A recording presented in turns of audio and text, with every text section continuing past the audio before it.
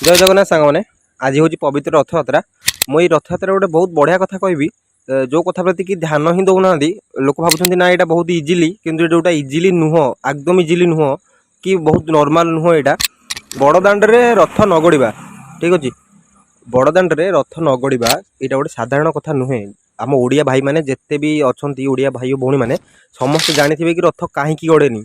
तार बहुत किसी स्टोरी अच्छी बहुत कहानी अच्छी कि रथ न गड़ार कारण कौन से दासिया बाउरी हो कि से बाली रथ से सम्मान न मिले रथ गड़बनी कि ठाकुर से रही से रथ छाड़ी पलि आसते दिने बाली रथ को यहाँ तो समस्त जानी ठीक अच्छे रथ अटकवा एत सहज कथा नुह जी आम प्रशासन मान हो कि न्यूज वाला हूँ जी सहज कर हाँ रथ रखीदे रहीगला काली 9:30 बेलू भिड़ा हम एमती हुए आई सब विषय क्वेश्चन कराला आम आईन मंत्री को से कौन कहते देखूँ महाप्रभुंर पंडी विजे और रथ उपर विजे हवाटा जो समय निर्घंट कराइला से समय निर्घंट भितर समस्त रीतिनीति जो निर्घंट करा चारिटा सुधा सर चारिटा सुधा समस्त रीतिनीति भी सरी रथ उपर जहाँ रीतिनीति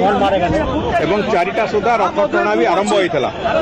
कहवा कथा कि किसी भी विशृंखलित होनी जहाँ भी होती सब ठीक ठाक होती माने जहाँ समय निर्धारित कराइला से समय सब काम होती किंतु तथापि ता भितर कोठी ना कोठी किसी तो गोटे त्रुटि रही किंतु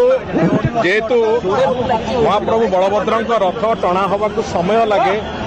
मोड़ विभिन्न मोड़ आसे एवं समय लगे से समय लगिला एवं आज भक्त मानकर समागम जेहेतु भल पाग भी थिला अनुकूल पाग थिला भक्त मानकर समागम विपुल संख्यार पाखापाखि 1.5 गुण अधिका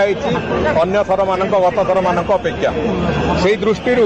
भक्त मानकर समागम व्यापक होती समस्त आग्रह थिला प्रभु जगन्नाथंकर नंदीघोष रथ टाणीवाई किंतु समय अधिक हो जाइथिबा कारणरू जो विधि जेमिति अल्प बाट पाई नंदीघोष रथ आज रथयात्रा दिन श्रीगुंडीचा दिन टणा एवं आसंता काली सकाळे पुणी टणा हम जो भक्त मैंने आज अपेक्षा करते महाप्रभु रथ टाणीवा समस्ते आसंता काली सकाळे रथ टाणीवा सुजोग भी पाइबे एवं दर्शन कर सुजोग भी पाइबे कहते आम आईन मंत्री से भी ठीक अच्छी कहया कथा कि भक्त मैंने जो मैंने चाहूले आशा रखी भिड़िया से भिड़ी पार ना काली सका 9:30 पुणी भिड़े कहते कि गोटी बलभद्र रथ अधिक मोड़ नौला से बाहरिया लेट होगा मोड़ तो सेमती सब आसो आर वर्ष भी आसो पूर्व वर्ष भी आसो पूर्व वर्ष भी आसो बाट तो एक सेम रोड एत मोड़ पुणी ओड